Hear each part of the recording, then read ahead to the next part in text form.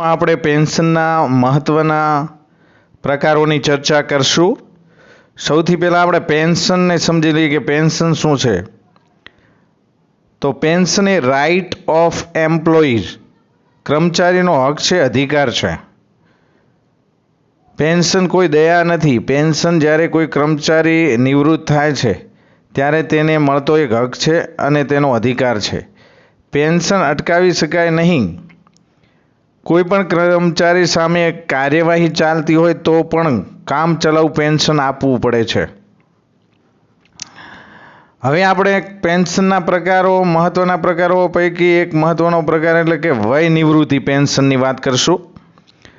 સરકારે નક્કી કરેલ વયે પહોંચતા અને નિવૃત્ત થાય ત્યારે કર્મચારીને મળે છે। વર્ગ 4ના કર્મચારી માટે 60 વર્ષ અને બાકીના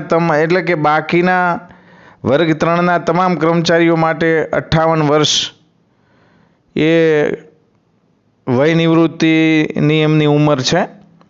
કર્મચારીઓની જન્મ તારીખ જે મહિનામાં આવતી હોય તે મહિનાની અંતિમ તારીખે નિવૃત્ત થયા ગણાય। એટલે કે કોઈ ફેબ્રુઆરીની 2જી તારીખ જન્મ તારીખ છે તો જાન્યુઆરી, ફેબ્રુઆરી 28 કા 29 તારીખે, ફેબ્રુઆરી મહિનાની 28 કા 29 તારીખે એમણે નિવૃત્ત કરવાના થાય અથવા તો નિવૃત્ત થયા ગણાય। તારીખ 21/3/1970, ધારો કે કોઈ કર્મચારીની નિવૃત્તિની તારીખ 21/3/1970 છે તો વર્ગ 4ના જો કોઈ કર્મચારી વર્ગ 4નો હોય તો જન્મ તારીખમાં 60 વર્ષ ઉમેરવાના થાય અને જો વર્ગ 3ના કોઈ કર્મચારી હોય તો વર્ષ 58 ઉમેરાય। એટલે કે અહીંયા કર્મચારી જે 4 વર્ગના કર્મચારી છે એમને 1970 છે એમાં 60 વર્ષ ઉમેરીએ તો 00 અને 6 ને 3, 6 6 30 એટલે કે 2030માં નિવૃત્ત થાય અને આપણે 58 વર્ષ વર્ગ 3ના કર્મચારીના 58 વર્ષ ઉમેરીએ તો 70માં આપણે 58 ઉમેરશું એટલે 128 થાય। એટલે કે 128 એટલે કે છેલ્લો 28નો આંકડો આવ્યો તો 2028માં કર્મચારી નિવૃત્ત થશે જો 58 વર્ષે એ પોતે નિવૃત્ત થતા હોય ત્યારે 58 વર્ષે જ્યારે વર્ગ 3ના કર્મચારીને નિવૃત્તિ અપાય અને જો એની જન્મ તારીખ 21/3/1970 હોય તો એ કર્મચારી 2028માં નિવૃત્ત થાય। હવે વય નિવૃત્તિ પેન્શન માટે ઓછામાં ઓછા 10 વર્ષની પેન્શન પાત્ર નોકરી હોવી જોઈએ। મોસ્ટ આઈએમપી ઘણી વાર એક્ઝામોમાં પૂછાય છે કે વય નિવૃત્તિ પેન્શન માટે કેટલી નોકરી કરેલી હોવી જોઈએ તો 10 વર્ષની પેન્શન પાત્ર નોકરી મહત્વનો શબ્દ છે। માત્ર 10 વર્ષની નોકરી નહીં, પેન્શન પાત્ર નોકરી હોવી જરૂરી છે। હવે આપણે આગળ વાત કરીએ તો કે છેલ્લા મૂળ પગારના 50% લેખે પેન્શન મળે છે। જ્યારે કોઈ પણ કર્મચારી નિવૃત્ત થાય છે ત્યારે એનો જે છેલ્લો મૂળ પગાર હોય છે એના 50% લેખે પેન્શન મળે છે। પેન્શન 3 ભાગમાં મળે છે, એની પણ આપણે ચર્ચા કરી લઈએ। તો ભાગ 1 છેલ્લા મૂળ પગારના 50%, ભાગ 2 વર્તમાન દરે મોંઘવારી ભથ્થું અને ભાગ 3 તબીબી ભથ્થું। ઉપરોક્ત ત્રણેય બાબતો દ્વારા પેન્શન બંધાય છે। અહીંયા ટાઈપિંગ થોડી મિસ્ટેક છે, હતું નહીં પણ ભથ્થું સમજવાનું છે। એટલે ડિયરનેસ એલાઉન્સ અને મોંઘવારી ભથ્થું, medical allowance and last pay, last salary, last આપણી જે સેલેરી હોય છેલ્લો મૂળ પગાર એના 50%, પછી વર્તમાન દરે મોંઘવારી ભથ્થું અને તબીબી ભથ્થું, આ ત્રણેય બાબતો દ્વારા પેન્શન બંધાય છે। તો ફરી એકવાર ચર્ચા કરી લઈએ તો કે વય નિવૃત્તિ પેન્શન માટે ઓછામાં ઓછા 10 વર્ષની નોકરી હોવી જરૂરી છે। બીજું કે વર્ગ 4ના કર્મચારી હોય તો 60 વર્ષે નિવૃત્ત થાય, વર્ગ 3ના કર્મચારી હોય તો 58 વર્ષે નિવૃત્ત થાય. ક્લાસ 1-2 અધિકારી હોય અહીંયાની ચર્ચા કરી નથી, પણ એ 60, 62 કે 65 વર્ષે જે તે ધારા ધોરણ મુજબ નિવૃત્ત થતા હોય છે. પછી પેન્શન કઈ રીતે મળે તો છેલ્લા મૂળ પગારના 50%, વર્તમાન દરે મોંઘવારી ભથ્થું અને તબીબી ભથ્થું, આ રીતે પેન્શન મળવા પાત્ર છે. હવે આપણે વય નિવૃત્તિ પેન્શન બાદ નિવૃત્તિ પેન્શનની વાત કરશું. નિવૃત્તિ પેન્શનને ઘણા મિત્રો સ્વૈચ્છિક નિવૃત્તિ પણ કહેતા હોય છે. તો સૌથી પહેલાં વાત કરીએ તો સરકારે નિયત વય મર્યાદા પર પહોંચતા પહેલાં જે પેન્શન મળે છે, કોઈ પણ સરકારી કર્મચારી નિયત વય મર્યાદા પર પહોંચતા પહેલાં જે પેન્શન મળે છે તેને નિવૃત્તિ પેન્શન કહેવાય. શરત એ છે કે 20 વર્ષની ચોખ્ખી નોકરી કરેલી હોવી જોઈએ. પહેલામાં પેન્શન પાત્ર નોકરીની વાત હતી 10 વર્ષની, આમાં ચોખ્ખી નોકરીની વાત છે મિત્રો. તો ચોખ્ખી નોકરી એટલે શું? તો કે ચોખ્ખી નોકરી એટલે તમામ પ્રકારની કપાત પગારી રજાઓ બાદ કરતાં વધતો સમયગાળો નોકરીનો, એટલે કે ચોખ્ખી નોકરી. નિવૃત્તિ પેન્શન માટે 3 મહિના પહેલાં સરકારને નોટિસ આપીને જાણ કરવી પડે. જે તે અધિકારીએ, કર્મચારીએ કે મારે નિવૃત્ત થવાનું છે તો 3 મહિના પહેલાં નોટિસ આપીને કચેરીને જાણ કરવી પડે છે.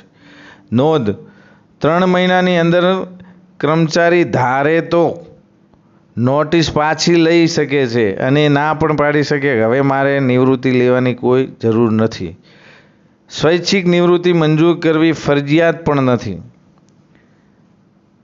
એના પછી ખાતાકીય તપાસ ચાલુ હોય અથવા તો કર્મચારી ઉપસ્થિત થઈ શકે તેમ ન હોય ત્યારે સ્વૈચ્છિક નિવૃત્તિ મંજૂર કરી શકાય નહીં. અહીંયા શૈક્ષણિક છે મિત્રો, આપણે સ્વૈચ્છિક નિવૃત્તિ સમજવાનું છે કે સ્વૈચ્છિક નિવૃત્તિ મંજૂર કરી શકાય નહીં.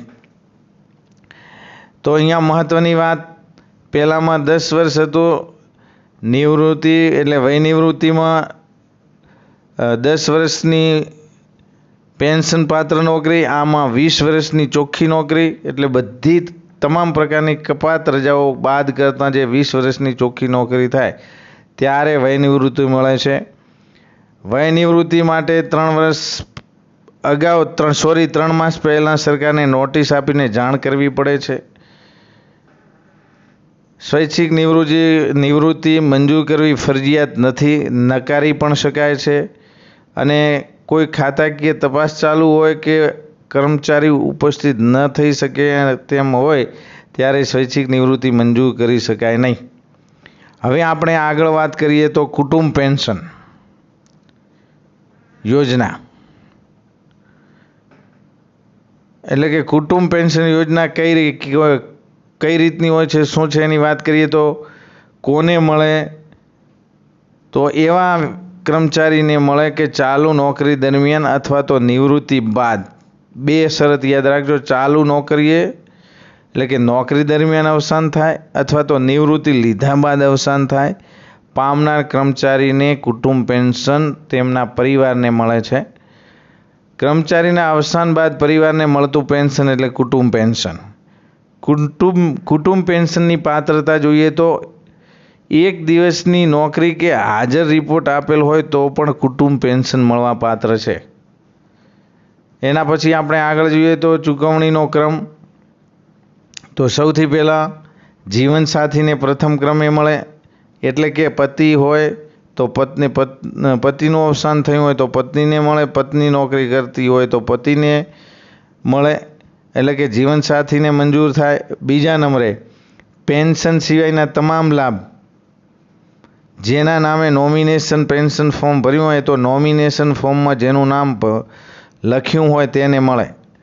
જેના નામે નોમિનેશન ફોર્મ ભરાયું હોય તેને બીજા લાભ મળે, જેમ કે જીપીએફ, જૂથ વીમાની રકમ, ઇન્સ્યોરન્સની રકમ, રજાનું રોકડમાં રૂપાંતરની રકમ. આ બધી રકમ નોમિનેશનને મળે. જે વ્યક્તિના પુત્રના નામે હોય કે પુત્રીના નામે હોય કે પત્નીના નામે હોય. પુનઃલગ્નના કિસ્સામાં પેન્શન લગ્ન કરે એટલે બંધ થાય. ધારો કે કોઈ વિધવા છે ને લગ્ન કરી લે તો એ વિધવાને પછી પેન્શન મળતો નથી, અથવા તો કોઈ વિધુર છે અને પુનર્લગ્ન કરે છે તો એ સમયે પેન્શન મળતું બંધ થશે. જીવન સાથી જીવે ત્યાં સુધી કુટુંબ પેન્શન મળે. ધારો કે કોઈની પેન્શનરની પત્ની છે તો લગ્ન કરતા નથી તો જ્યાં સુધી જીવે છે ત્યાં સુધી પેન્શન મળે છે. દર વર્ષે જૂન મહિનામાં હયાતીની ખરાઈ કરાવી પડે કે પેન્શન લેનાર વ્યક્તિ હજી જીવે છે એવી ખરાઈ દર વર્ષે જૂન મહિનામાં કરાવી પડે, હયાતીની ખરાઈ. જો પુનર્લગ્નના કિસ્સામાં દર વર્ષે પુનર્લગ્ન ન કર્યાનું પ્રમાણપત્ર પણ આપવું પડે છે. દર વર્ષે કે ભાઈ અમે આ વર્ષે લગ્ન કર્યા નથી એટલે લગ્ન ન કર્યાનું પ્રમાણપત્ર પણ કચેરીને આપવું પડે છે. પણ એક મહત્ત્વની જોગવાઈ મહિલા પેન્શનરો માટે મુક્તિ છે કે 50 વર્ષ બાદ દર વર્ષે પુનઃલગ્ન પ્રમાણપત્ર આપવાની મહિલા કર્મચારીને જરૂર નથી. છૂટ માત્ર મહિલા પેન્શનરોને જ આપવામાં આવી છે, પુરુષ પેન્શનરોને છૂટ નથી. જીવે ત્યાં સુધી અથવા તો પુનઃલગ્ન ન કરે ત્યાં સુધી પેન્શન મળવા પાત્ર છે વિધવા કે વિધુરને, પતિ કે પત્નીને. આવકનો કોઈ માપદંડ નથી. ગમે તેટલી આવક હોય તો પણ કુટુંબ પેન્શન મળવા પાત્ર છે. કુટુંબ પેન્શન બીજા ક્રમે સંતાનને મળે. ધારો કે પત્ની નથી કે પતિ મરી ગયા પછી પત્ની જ નથી રહ્યા તો એમના પછીના સંતાનોને મળે. સંતાનોમાં પણ સૌથી મોટો દીકરો કે દીકરી હોય તો એમને મળવા પાત્ર છે. હવે ક્યાં સુધી મળે સંતાનને? તો પ્રથમ માપદંડ આર્થિક માપદંડ છે કે જ્યાં સુધી 9,000 રૂપિયા મહિને કમાતા ન થાય સંતાન હોય દીકરો કે દીકરી ત્યાં સુધી પેન્શન મળે. બીજો ક્રમ છે લગ્ન ન કરે ત્યાં સુધી, એ બીજો માપદંડ છે. અને ત્રીજો માપદંડ 25 વર્ષ પૂરા કરે એટલે કે બંધ થાય. 25 વર્ષ પૂરા થાય દીકરા કે દીકરીને એટલે એ બંધ થાય અને 25 વર્ષ બાદ તેને મળશે નહીં. અને એના પછીના જે સંતાન છે જે હજી 25 વર્ષ નથી થયા તો ક્રમવાઇઝ જેટલા સંતાનો છે એમને મળવા પાત્ર છે. આ રીતે જેટલા સંતાન હોય એમને ક્રમવાઇઝ કુટુંબ પેન્શન મળે છે. જો પહેલા સંતાન ઉપર મુજબના ક્રાઇટેરિયા પૂરો થાય, 25 વર્ષનો થઈ ગયો કે 9,000 કમાતા થઈ ગયા કે લગ્ન કરી લીધા તો બીજા નંબરના સંતાનને મળે છે. બધા જ સંતાનોને ક્રમ પ્રમાણે મળે. એક કરતાં વધારે પત્ની, હવે બીજી વાત કરીએ કે એક કરતાં વધારે પત્ની જીવનસાથીના કેસમાં, પત્ની કે જીવનસાથીના કેસમાં તમામ જીવનસાથી વચ્ચે કુટુંબ પેન્શન સરખા ભાગે વહેંચાય. 2 પત્ની હોય તો પણ કુટુંબ 2ના વચ્ચે સરખા ભાગ, 3 પત્ની તો 3ના વચ્ચે સરખા ભાગ, 4 હોય તો 4ને સરખા ભાગ. હિન્દુ કર્મચારીમાં પણ આવું બની શકે છે. માત્ર મુસ્લિમમાં જ નથી બહુપત્ની, તો કોઈ હિન્દુ કર્મચારી છે કે જેને 2 પત્ની છે તો પણ એમને સરખા ભાગે મળે છે. નિવૃત્ત કર્મચારીના મૃત્યુ બાદ તેના દિવ્યાંગ સંતાન હોય, દાખલા કે કોઈ દિવ્યાંગ છે, અપંગ સંતાન છે, વિકલાંગ છે, તો વિકલાંગ હોય તો તેને આજીવન પેન્શન મળે છે. પણ એક શરતે, જો તે 9,000 રૂપિયા કમાતા ન થાય. હવે એક બીજી વાત કરીએ કે ચૂકવણીનો બીજો ક્રમ. ધારો કે પત્ની નથી, કોઈ પતિ એક્સપાયર થઈ ગયા નોકરી કરતાં સરકારી કર્મચારી, તો એમની પત્ની પણ ઓફ થઈ ગયા તો પછી સંતાનોને મળે છે. ધારો કે સંતાન જ નથી તો ત્રીજો ક્રમ કોનો? તો કર્મચારી પર આધારિત તેના માતા પિતાને કુટુંબ પેન્શન મળે. જો સંતાન પણ ન હોય તો એમાં પ્રથમ માતાને મળે અને બીજા ક્રમે પિતાને કમાણી કે આધાર ન હોય ત્યારે મળે છે. કુટુંબ પેન્શન ભાઈ કે બહેનને મળવા પાત્ર નથી. એના પછીનો ટોપિક જોઈએ તો કુટુંબ પેન્શન કેટલું મળે? તો કુટુંબ પેન્શન 2 પ્રકારના છે, family pension 1 and family pension 2, જેને PF1 અને PF2 પણ કહેવાય. PF1 એટલે ઊંચા દરે પેન્શન અને PF2 એટલે નીચા દરે પેન્શન. PF1 ફેમિલી પેન્શન 1 કહેવાય. હવે એની આપણે વાત કરીએ તો PF1 શું છે? તો કે છેલ્લા મૂળ પગારના 50% રકમ મળે છે નિવૃત્તિ પેન્શન પ્રમાણે, કુટુંબ પેન્શનમાં પણ. ફેમિલી પેન્શન 2 છેલ્લા મૂળ પગારના પ્રથમ ફેમિલી પેન્શન 1 છે એમાં મૂળ પગારના 50% અને ફેમિલી પેન્શન 2 છે એમાં મૂળ પગારના 30% રકમ મળે છે. ચાલુ ફરજ દરમિયાન અવસાન થાય અથવા તો ચાલુ નોકરી એટલે કે નિવૃત્તિ ન થયેલ હોય ત્યારે 50% પેન્શન મળે. ધારો કે કોઈ કર્મચારી ચાલુ નોકરીએ જ એક્સપાયર થઈ ગયા તો એ સમયે PF1 કહેવાય, ઊંચા દરે પેન્શન મળે એટલે કે ફેમિલી પેન્શન 1 એમના પરિવારને મળે. એમાં શરત એ છે કે 10 વર્ષ સુધી ઊંચા દરે પેન્શન મળશે 50% મુજબ અને 10 વર્ષ બાદ પેન્શન 30% મુજબ આજીવન મળે છે. જો કોઈ કર્મચારી નિવૃત્ત થયા અને ત્યારબાદ જે પેન્શન મળે છે એમના પરિવારને એને PF2 કહેવાય એટલે કે ફેમિલી પેન્શન 2. એમાં 7 વર્ષે ઊંચા દરે 50% મુજબ 7 વર્ષ 50% મુજબ ઊંચા દરે પેન્શન મળે અને ત્યારબાદ 30% પ્રમાણે મળે PF2માં. યાદ રાખો, વધુમાં વધુ આપણે 65 વર્ષ સુધી કુટુંબ પેન્શન મળે છે. ઊંચા દરે 65 વર્ષ પછી નીચા દરે પેન્શન મળે. 2 શરત જોવામાં આવે છે કે વધુમાં વધુ 65 વર્ષના થઈ જાય PF1માં કે PF2માં ત્યાં સુધી ઊંચા દરે અને ત્યારબાદ નીચા દરે પેન્શન મળે. 65 વર્ષ કોના? તો મૃત્યુ પામનાર જે કર્મચારી છે એ જીવિત હોત અને 65 વર્ષના થયા હોત તો એ ગણતરીએ પેન્શન અપાય છે. તો ફેમિલી પેન્શન 1 ઊંચા દરે પેન્શન જ્યારે કર્મચારી ચાલુ નોકરીએ અવસાન પામે છે, 10 વર્ષ ઊંચા દરે ત્યારબાદ નીચા દરે. ફેમિલી પેન્શન 2 નિવૃત્તિ બાદ મૃત્યુ થાય તો 7 વર્ષે ઊંચા દરે 50% પ્રમાણે અને ત્યારબાદ નીચા દરે 30% પ્રમાણે પેન્શન મળે છે. પેન્શન મેળવતી વખતે 80 વર્ષ પછી પેન્શનમાં વધારો આ નીચે મુજબ થશે. હવે આપણે વાત કરીએ પેન્શનની કે કોઈ પણ વ્યક્તિને પેન્શન મળે છે તો પેન્શનર જ્યારે 80 વર્ષ કે તેથી ઉપરની ઉંમરના થાય ત્યારે અહીંયા દર્શાવેલ શરતો મુજબ એમને પેન્શન મળે છે. નંબર 1, 80 વર્ષથી વધારે ઉંમર થાય તો મૂળ પેન્શનના 20%માં વધારો થઈ જાય. એટલે કે મૂળ પેન્શન 50% તો મળતું હોય એમાં 20% થઈ ગયું એટલે 70% પેન્શન સીધું જ મળે. 85 વર્ષની ઉંમર થાય ત્યારે 30%નો વધારો થાય એટલે કે 80% પેન્શન થઈ ગયું. 90 વર્ષની ઉંમર થાય એટલે 40% પેન્શન મળે એટલે કે 90% પેન્શન થઈ ગયું. 95 વર્ષથી ઉપરની ઉંમર થાય એટલે 50% પેન્શન મળે.